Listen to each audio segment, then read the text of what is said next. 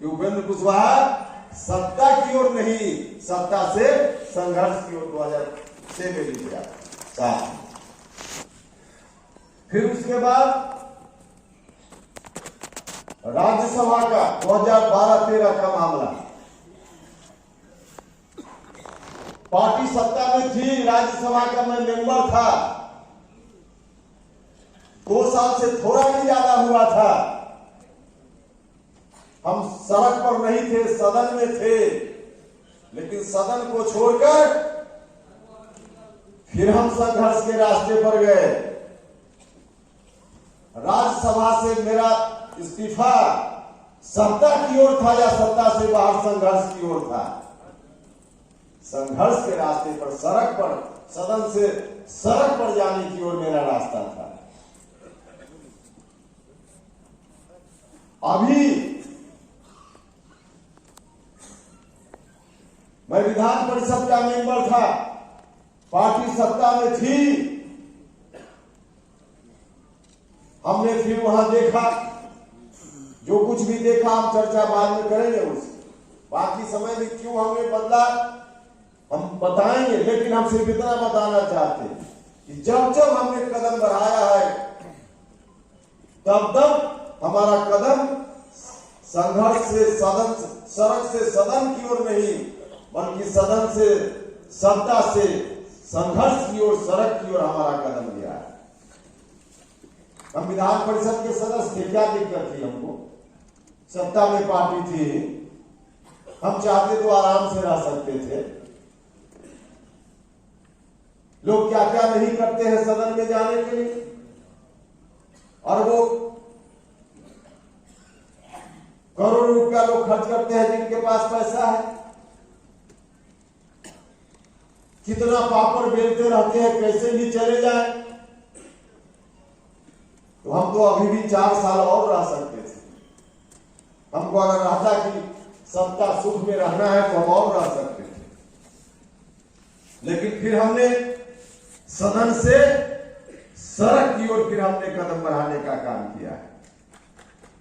उनका बदलना और मेरा बदलना, जरा कंपेयर कीजिएगा। उनका बदलना हमेशा सत्ता की ओर, एक कुर्सी से दूसरी कुर्सी की ओर। उपेंद्र कुशवाहा का बदलना हमेशा सदन से सड़क की ओर, सत्ता से संघर्ष की ओर का रहा है। और ऐसा इसलिए कि हमने सीखा है अपने पूर्वजों से।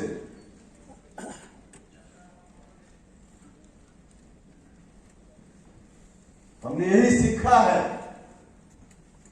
कि सूलों पर आंच आए तो टकराना जरूरी है, इसलिए हमने हमेशा याद किया। भाइयों और मित्रों,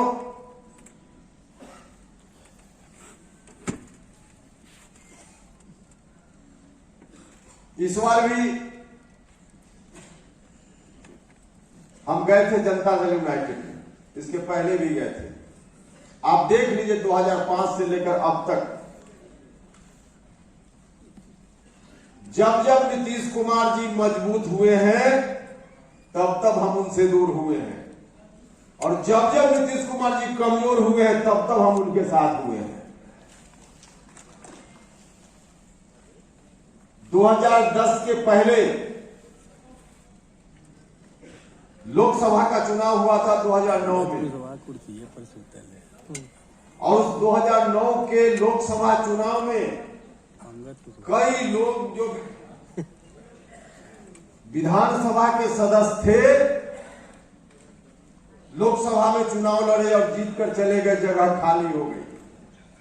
बिहार में 17 जगह खाली हुई थी, और उन 17 जगह पे उपचुनाव हुआ था, और उस चुनाव में नीतीश कुमार जी की पार्टी बुरी तरह पिट गई थी।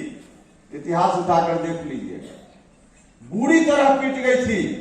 सत्ता में होते हुए भी पार्टी का जनाजा निकल गया था उस विधानसभा के उपचुनाव में। वह जो कमजोरी उनके अंदर आई, पार्टी के अंदर आई, तब उन्होंने मुझको याद किया। जब कमजोर हुए नीतीश जी, मुझको याद किया, हम उनके साथ बोलिए। इस बार भी 2020 के विधानसभा चुनाव में क्या दुर्गति हो गई उनकी, 43 पर चले आए। तो जो दुर्गति हुई, इस दुर्गति के कारण उन्होंने फिर से मुझको याद किया।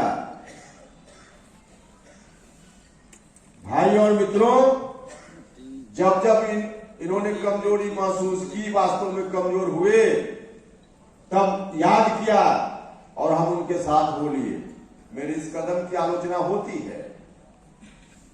होती है, लेकिन मैं कहना चाहता हूं, जो लोग भी मेरी आलोचना इस कारण से करते हैं, हमारे ध्येय में हमेशा जननायक कर्पूरी ठाकुर जी की विरासत आगे कैसे बढ़े, समाजवादी आंदोलन का रास्ता कैसे आगे बढ़े, इसकी चिंता हमेशा राजनीति में हमने की है।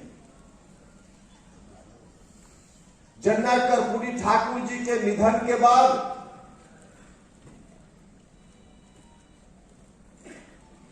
यह जवाबदेही लालू प्रसाद यादव जी के ऊपर आई थी कि इस विरासत को लालू जी आगे बढ़ाने का काम करें। कुछ दिन शुरुआती दौर में उन्होंने ठीक भी किया, लालू जी ने भी ठीक किया, लेकिन 2 साल के बाद इस विरासत के नाम पर बिहार की जनता से मिली हुई ताकत का इस्तेमाल लालू जी अपने परिवार के लिए करने लगे, अपने परिवार के लिए करने लगे। उन्होंने उस विरासत की चिंता छोड़ दी, उस विरासत की चिंता छोड़ दी। तब जॉर्ज फर्नांडिस साहब के नेतृत्व में कदम बढ़ा, बिहार में नीतीश जी ने नेतृत्व दिया, और इसलिए हम कह रहे हैं कि समता पार्टी का गठन उनका सही फैसला था, विरासत को बचाने का फैसला था। इसलिए हम नीतीश कुमार जी के साथ उस वक्त हो गए थे। और नीतीश जी इस विरासत को लेकर जब आगे बढ़े बिहार में, तो शुरुआती दौर में नीतीश कुमार जी ने भी अच्छा काम किया। जिस अराजकता के माहौल से बिहार को उस समय लाने की जरूरत थी, याद होगा सब लोगों को, समता पार्टी के गठन, जनता दल जॉर्ज के गठन के समय नीतीश जी ने सबसे पहला जो प्रेस कॉन्फ्रेंस किया, लोगों से बात की, उसमें कहा कि हम बिहार से आतंक और पाखंड राज को समाप्त करना चाहते हैं, इसलिए हम इस रास्ते पर जा रहे हैं। आतंक और पाखंड राज को समाप्त करने की बात उन्होंने की। जननायक कर्पूरी ठाकुर जी की विरासत को आगे बढ़ाने की बात की। तो उनके साथ उस वक्त हम होली, और हमेशा हमने ख्याल रखा। सब लोगों को मालूम है कि जिस विरासत को आगे नीतीश जी ले चल रहे थे,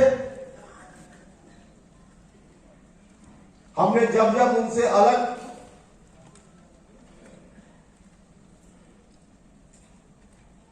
जाने का फैसला लिया,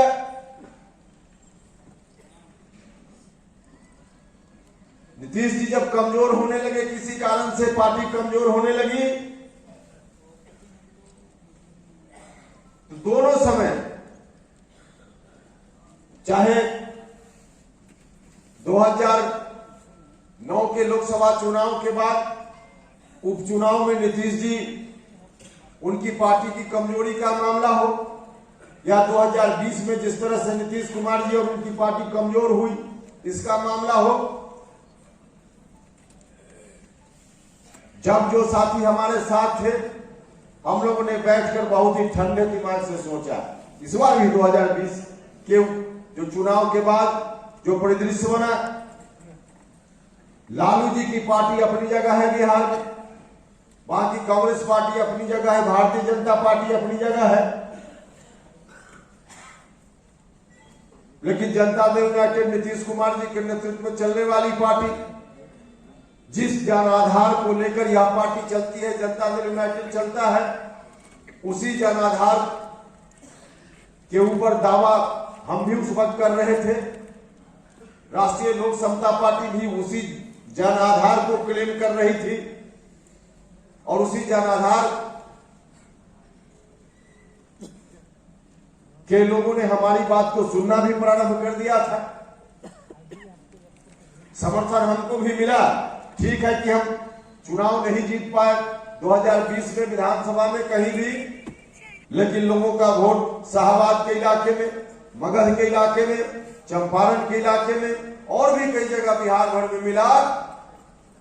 वह वोट कोई और वोट नहीं था, जनता दल यूनाइटेड को जो मिलने वाला वोट था उसी को हमने शेयर करने का काम किया, उसी को हमने शेयर करने का काम किया। तो जब जब हमने उस वोट को अपने राजनीतिक अभियान के कारण विभाजित करने का काम किया, तब तब नीतीश कुमार जी कमजोर हुए। और फिर हम सब लोगों को लगा इस बार 2020 के बाद भी जब नीतीश कुमार जी का वोट, हम लोगों का वोट एक ही वोट, इसी को हम डिवाइड कर रहे हैं। हाँ, पूरा का पूरा हम अगर अपने साथ ले आने में कामयाब हो गए रहते, जिस इलाके में जहां जिन लोगों ने वोट दिया आंशिक रूप से समर्थन हुआ, अगर पूरा का पूरा समर्थन होता तो एक डर जो हम सब लोगों के मन में आया वह डर नहीं आया होता। और डर क्या था? बिहार की जनता ने 2005 के पहले वाली जो ताकत थी उस ताकत को उठाकर फेंक दिया था।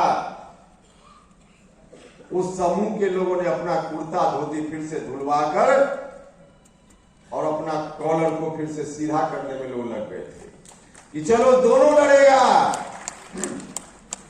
तो हम फिर से सत्ता में पहुंच जाएंगे, दोनों लड़ेगा तो फिर से हम सत्ता में पहुंच जाएंगे। हमारे सामने बड़ा सवाल था कि क्या करें हम, क्या हम उस ताकत को आने दें बिहार में?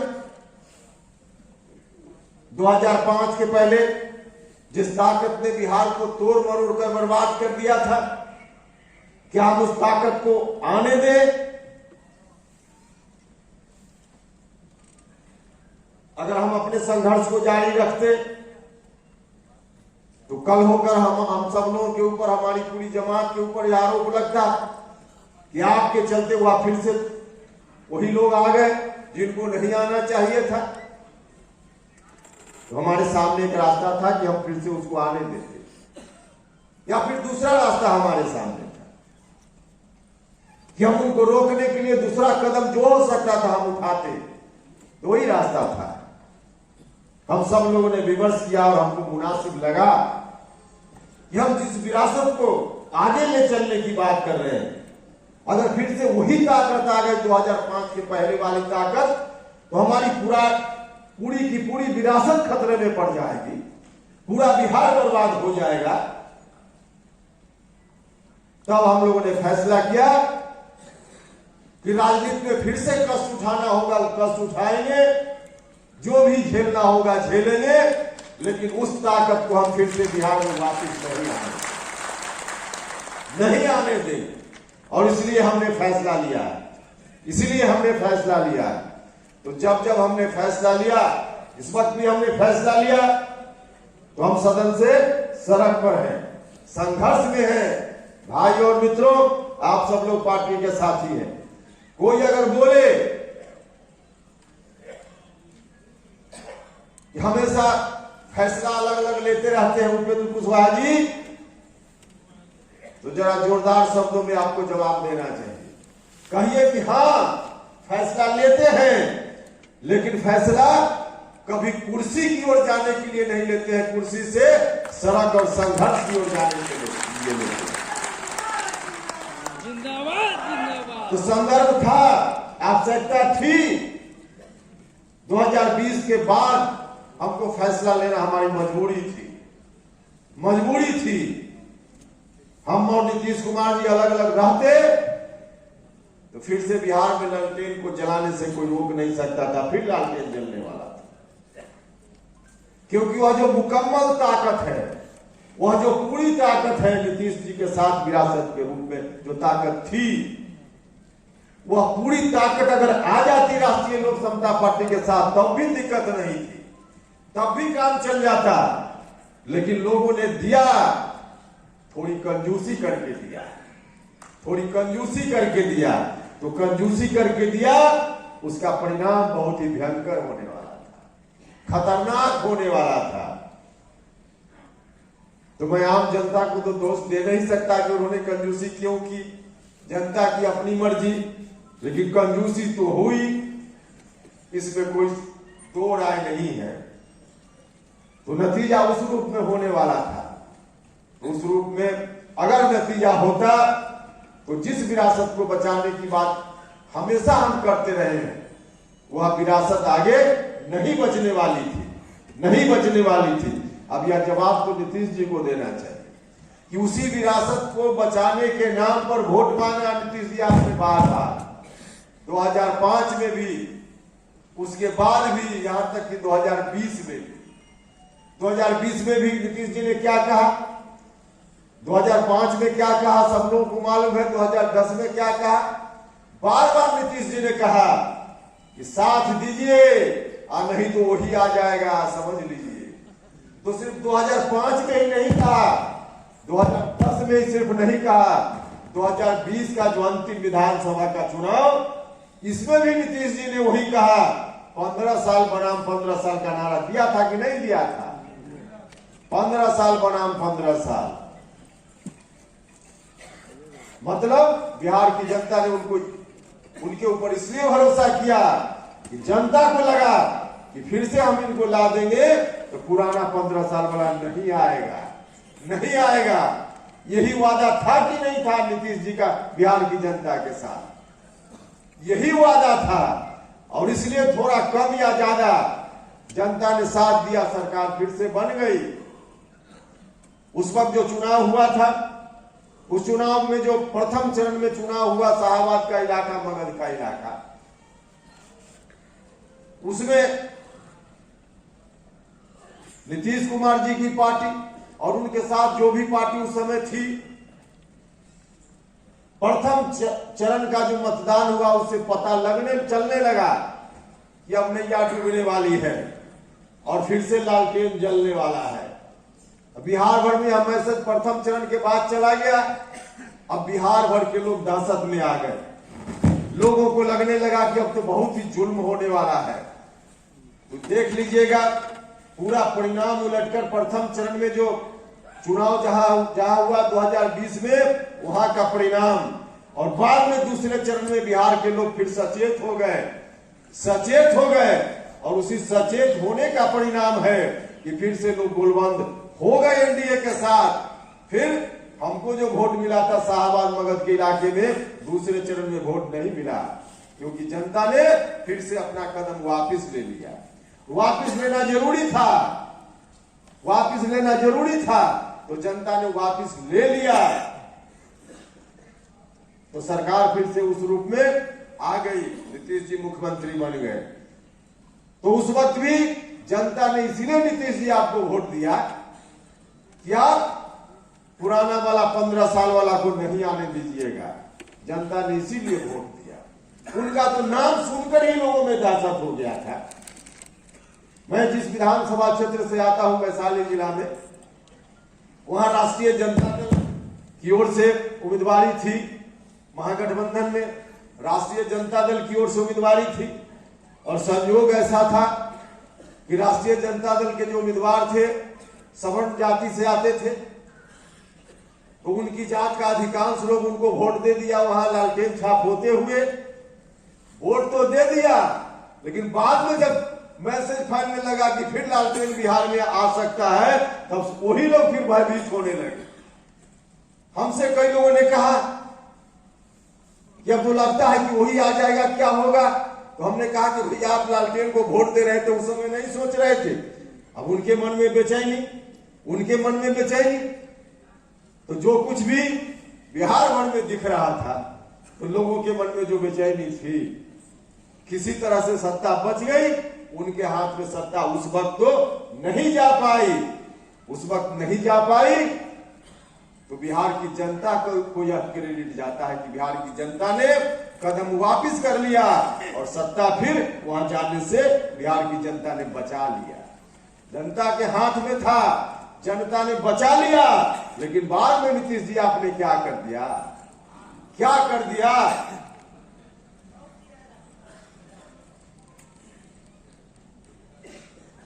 इसके पहले भी 2015 के चुनाव में मिलकर लड़े थे आरजेडी और जेडीयू के लोग, जो उस समय फिर तलाक हुआ दोनों के बीच में। किन मुद्दों पर तलाक हुआ था? नीतीश जी ने प्रेस कॉन्फ्रेंस करके कहा कि हम इसलिए तलाक की स्थिति में पहुंच रहे हैं कि भ्रष्टाचार का जो आरोप है इनके ऊपर, उसका जवाब ठीक से नहीं दे रहे हैं, उसका जवाब ठीक से नहीं दे रहे हैं। पब्लिक डोमेन में जाकर बताना चाहिए कि क्या मामला है। नीतीश जी ने यही कहा, तो नीतीश जी उस वक्त आप पब्लिक डोमेन में जाकर कहा कि बताइए, नहीं बताया तो आप तलाक ले लिए। क्या मामला फिर आ गया? कौन सी गंगा में राष्ट्रीय जनता दल के लोग जाकर नहा लिए कि उस समय अपवित्र थे, अभी आकर फिर से पवित्र हो गए? यह कौन सी गंगा है जिसमें राष्ट्रीय जनता दल के लोग पवित्र हो गए? तो बिहार की जनता के साथ आरोप लगाने वाले लगाते हैं मेरे ऊपर कि बदल जाता है। नीतीश कुमार जी तो इतना बदल गए कि पूरे तौर पे सर के बल पर खड़ा हो गए। पैर पर आदमी खड़ा होता है, थोड़ा बदलाव हो तो झुक जाता है, या सोने तक मान लीजिए थोड़ा बदलाव, 90 डिग्री का बदलाव, लेकिन इन्होंने तो सीधे 180 डिग्री का यू टर्न भी नहीं लिया, भी टर्न ले लिया, भी टर्न, हालांकि उससे भी ज्यादा।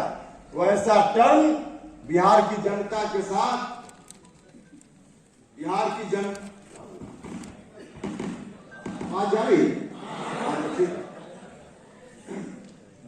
जनता के साथ वादा खिलाफी है कि नहीं है? तो इस तरह का टर्न नीतीश कुमार जी लेने का काम किया। और नीतीश जी हमेशा इस तरह का नारा देते हैं। अब नीतीश जी को जवाब देना चाहिए